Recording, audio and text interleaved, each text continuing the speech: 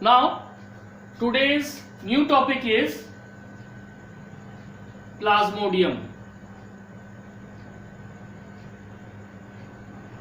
Okay. First of all, let's go through the classification of Plasmodium. Classification.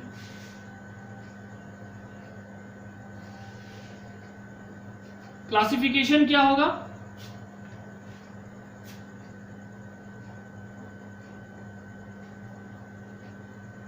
Phylum, sub phylum, class, order, genus. Phylum, sub phylum, class, order, genus. सबसे पहले है phylum. Phylum क्या है इसका? Protozoa. Phylum है protozoa. Sub phylum क्या है? Plasmodroma. Plasmodroma. Third class क्या है? स्पोरोजोआ. स्पोरोजोआ में बेसिकली ज्यादातर पैरासाइट्स होते हैं और इसलिए स्पोरोजोअन में लोकोमोटरी ऑर्गन एब्सेंट होता है. ऑर्डर क्या है? हेमोस्पोरिडिया. हेमोस्पोरिडिया और जेनस है प्लाज्मोडियम. अब तुम बोलोगे सर इतना लिखे, स्पीसीज क्यों नहीं लिखे? क्योंकि स्पीसीज में प्लाज्मोडियम 5x है, प्लाज्मोडियम फ्लैसीपेरम है. Okay, so there are several species, that is why we are restricted to genus only. Now, क्योंकि प्लाज्मोडियम किस ऑर्डर का मेंबर है? हेमोस्पोरिडिया. So they complete their life cycle in two hosts. As the plasmodium complete its as the plasmodium belongs to the order, किस order से belong करता है? Haemosporidia. हेमोस्पोरिडिया.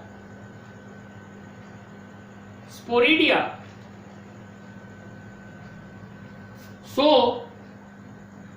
it complete its life cycle in two different host. और जब कोई organism दो different host में अपने लाइफ साइकिल को कंप्लीट करेगा तो उसको बोलेंगे डाइजेनेटिक. क्या बोलेंगे? डाइजेनेटिक. अगर वो एक ही ऑर्गेनिज्म में एक ही होस्ट में अपने लाइफ साइकिल को कंप्लीट करता तो हम बोलते हैं मोनोजेनेटिक. अब तो फिर ये होस्ट कौन सा है? पहला आ जाओ, प्राइमरी होस्ट.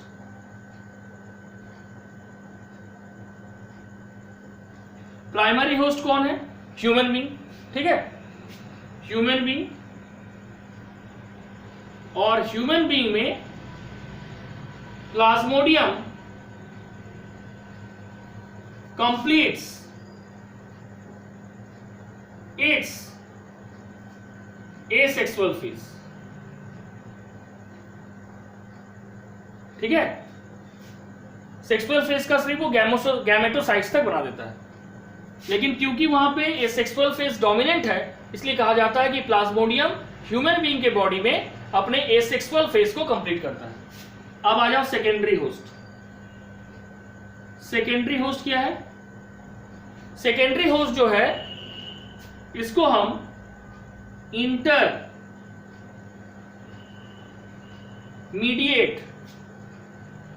होस्ट या कैरियर होस्ट भी कह सकते हैं. ठीक है, और ये इंटरमीडिएट या कैरियर होस्ट कौन है? Female anopheles mosquito. ठीक है, इसके बॉडी में बेसिकली प्लाज्मोडियम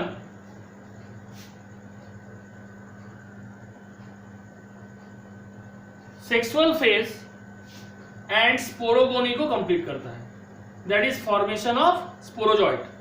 वो जो इन्फेक्टिव सेक्सुअल स्टेज है ये फीमेल एनोफिलस मॉस्किटो के स्टमक में कंप्लीट होता है और वहां से जैसे स्पोरोजॉइट बनता है it come into the salivary gland of the female anopheles mosquito.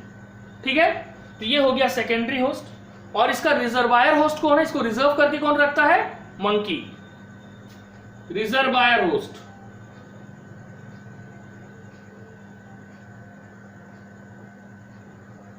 Reservoir host कौन है, मंकी। ठीक है, बोला जा रहा है कि all the stages of Plasmodium life cycle जो ह्यूमन में पाया जाता है it is also found in fungi, but sorry it is also found in monkey, but monkey is not suffering from malaria, क्योंकि प्लाज्मोडियम एक मलेरियल पैरासाइट है। ठीक है, जो कि स्पोरोजोआ क्लास से बिलोंग करता है और प्रोटोजोआ किंगडम। ओके, ठीक है, प्रोटोजोआ फाइलम, सॉरी।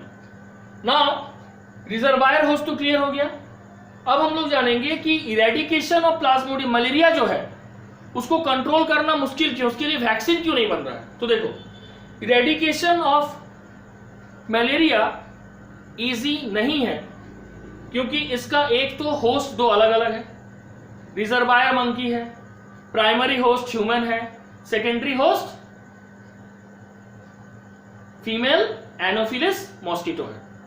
दूसरा प्रॉब्लम यह है कि जब ये हमारे बॉडी में इंट्रोड्यूस होता है तो it never induce our immune system to produce antibody.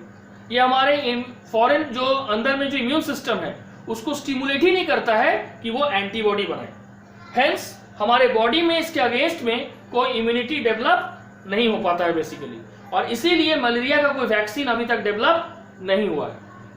किसी भी प्लाज्मोडियम में 10 क्रोमोसोम पाया जाता है।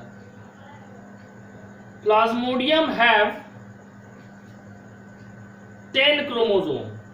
प्लाज्मोडियम में कितने क्रोमोसोम है, 10 क्रोमोसोम। तो यहां तक तो समझ आ गया है ना, यहां तक समझ आ गया ना।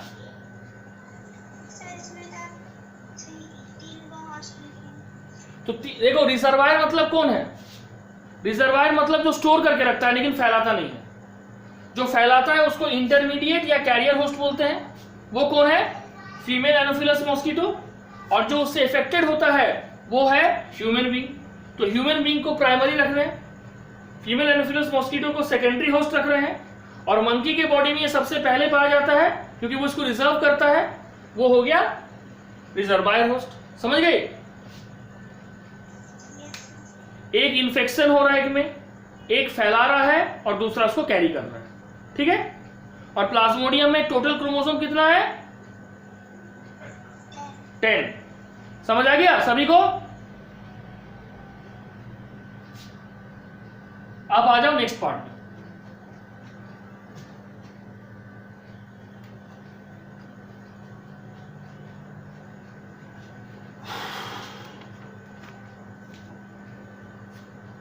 Plasmodium life cycle in human.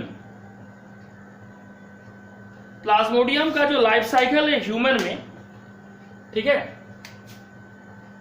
ये basically there are 2 sites for the activity of plasmodium in human. Okay, there are 2 sites for the activity of, there are 2 sites for the activity of plasmodium in human। Human में 2 site है जिसमें वो activity of Plasmodium को देखा गया है। पहला है लीवर और दूसरा है RBC. First liver and second red blood cell. Red blood cell का scientific term erythrocytes.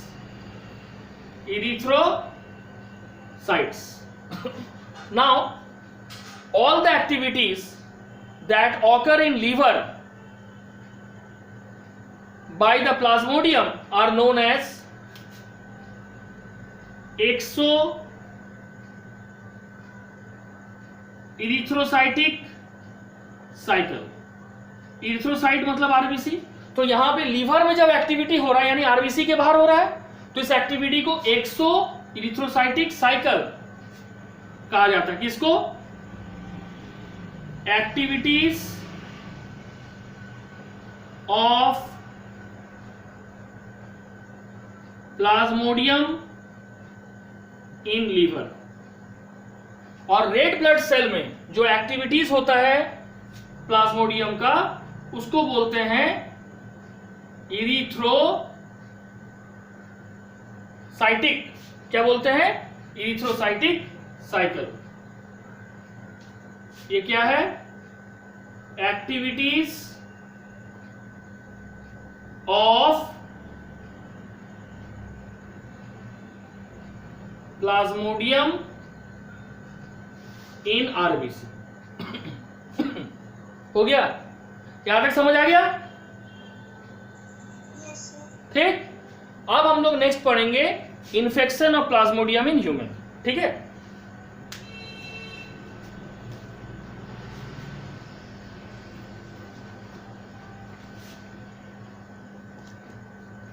Plasmodium infection in human.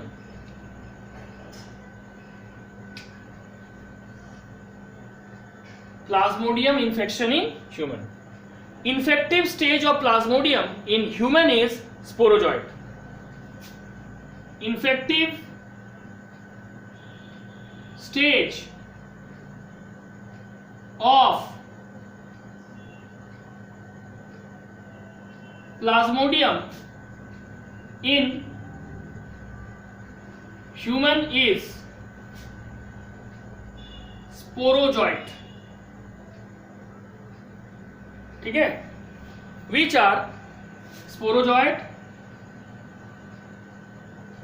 Present in the, अभी जस्ट बताए थे, salivary gland of female anopheles mosquito. ठीक है। Salivary gland of the female anopheles mosquito में जो infective stage पाया जाता है उसका नाम है स्पोरोजॉइड। ठीक है। जो कि अबाउट 2 लाख के नंबर में होता है, which are present around 2 lakh. ठीक है।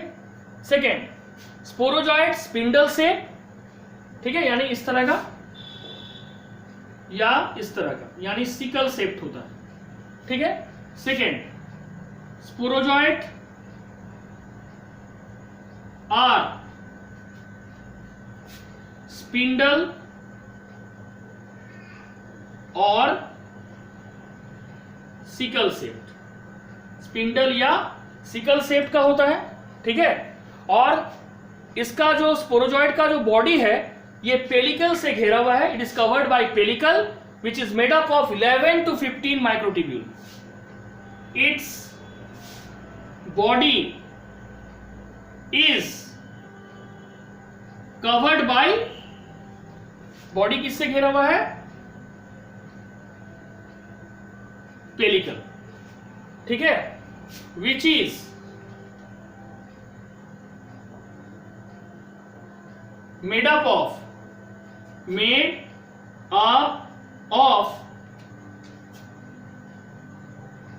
11 to 15 माइक्रोट्यूब्यूल्स। जो किससे बना हुआ है? 11 to 15 माइक्रोट्यूब्यूल से। नाउ ये जो स्पोरोजॉइड है इसमें इसके एपेक्स में, मतलब इसके टॉप में एक एपर्चर पाया जाता है जिसको बोलते हैं micropyle. Sporozoite contain an aperture on it's apex, on it's apex. उसके एपिकल पार्ट में स्पोरोजॉइड का एक एपर्चर होता है जिसको बोलते हैं माइक्रोपाइल। क्या बोलते हैं? माइक्रोपाइल। ठीक है, और ये जो माइक्रोपाइल है ये कवर्ड है by a structure which is known as apical cap. This micropyle is covered by apical cap. इससे घेरा हुआ है एपिकल कैप से, और ये एपिकल कैप किसका बना हुआ है? 3 concentric microtubules. Apical caps made of 3 concentric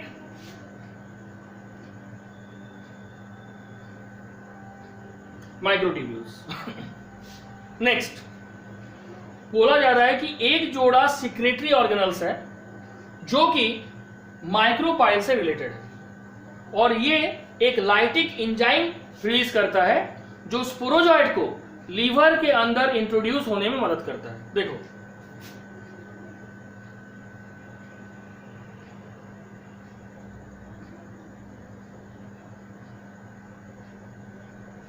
a pair of secretory organelles are related to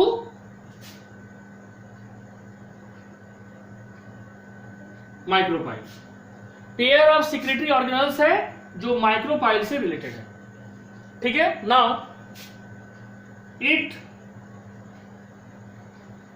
contain lytic enzyme. कौन लाइटिक एंजाइम कंटेन करता है? सिक्रेटरी ऑर्गेनल्स, जो स्पोरोजॉइड को मदद करता है। It helps the sporozoite to enter into the liver cells विच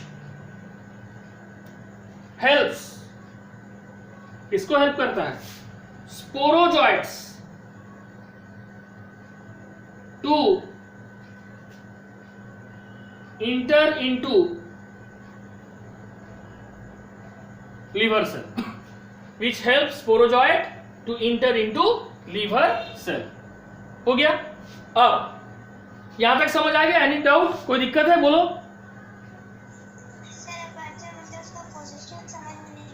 किसका? अरे भाई सुनो, जैसे ये पेन है, ये बेस है, तो ये क्या होगा? एपेक्स। तो हम यहां पे क्या लिखे हैं? स्पोरोजॉइड और स्पिंडल सेप्ट हो गया। Sporozoite contain an aperture. Aperture मतलब होता है उभार। वो एपर्चर कहां पाया जा रहा है स्पोरोजॉइड के? एपेक्स में, यानी टॉप में, एपिकल पोर्शन में, और उसको बोलते हैं माइक्रोपाइल। अब समझ आया? ठीक है, और कोई डाउट? ठीक,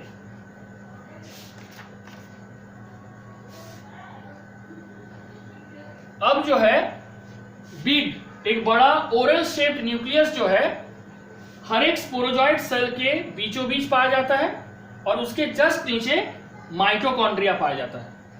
ठीक है, 6th point, a big oral shaped nucleus is found, oral नहीं होगा, Oval shape nucleus is found, इसमें इन द स्पोरोजॉइड। ठीक है, जस्ट बीनीथ इट, उसके जस्ट नीचे mitochondria is found. Mitochondria is found, उसके जस्ट नीचे क्या पाया जाएगा? माइटोकॉन्ड्रिया। ठीक है, नेक्स्ट बोला जा रहा है कि इस तरह का स्पोरोजॉइड हर एक फीमेल एनोफिलस मॉस्किटो के सलाइवा में, फर्स्ट पॉइंट में लिखाए थे, अबाउट 2 लाख के क्वांटिटी में पाया जाता है। नेक्स्ट बोला जा रहा है कि जब फीमेल एनोफिलस मॉस्किटो हमें बाइट करता है तो वो बाइट्स के दौरान वो ना सिर्फ स्पोरोजाइट हमारे बॉडी में इंट्रोड्यूस कर रहा है बल्कि एक सर्टेन केमिकल रिलीज करता है जो एंटीकोगुलेंट है। एंटीकोगुलेंट मतलब वो हमारे खून को जमने नहीं देता है, जिससे क्या होता है, ताकि जो स्पोरोजाइट हमारे बॉडी के अंदर घुसा वो आसानी से ब्लड को सक कर सके। ठीक है, तो लिखेंगे an anticoagulant, okay, is secreted when female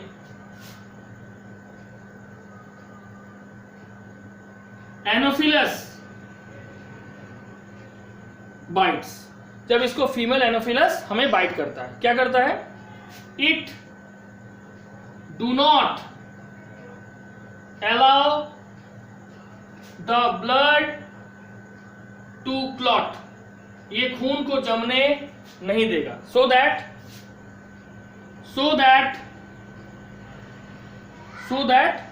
क्या, एनोफिलस can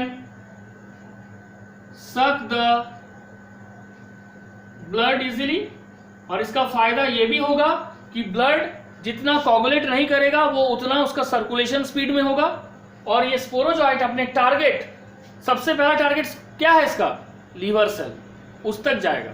ठीक है, can suck the blood easily. ठीक है, अब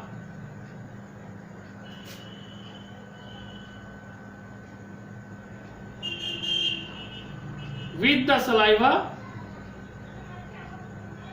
several sporozoites enter into human body। ठीक है, about 2 lakh sporozoite human body में इंटर करता है, एंड विदिन 30 मिनट्स, आधे घंटे में, all enter into the liver. ठीक है, ऑल क्या होगा, अप्रोच द लीवर, सब लीवर के अंदर चला जाता है, approach the liver, and no sporozoites are found, और कोई भी स्पोरोजॉइट नहीं पाया जाता है, किसमें नहीं पाया जाता है, are found in the blood, मतलब ब्लड में सर्कुलेट कर रहा है ऐसा कोई स्पोरोजॉइट तुमको नहीं मिलेगा 30 मिनट के अंदर, क्योंकि सभी स्पोरोजॉइट किसको अप्रोच करता है, लीवर को। तो यहां तक समझ आया?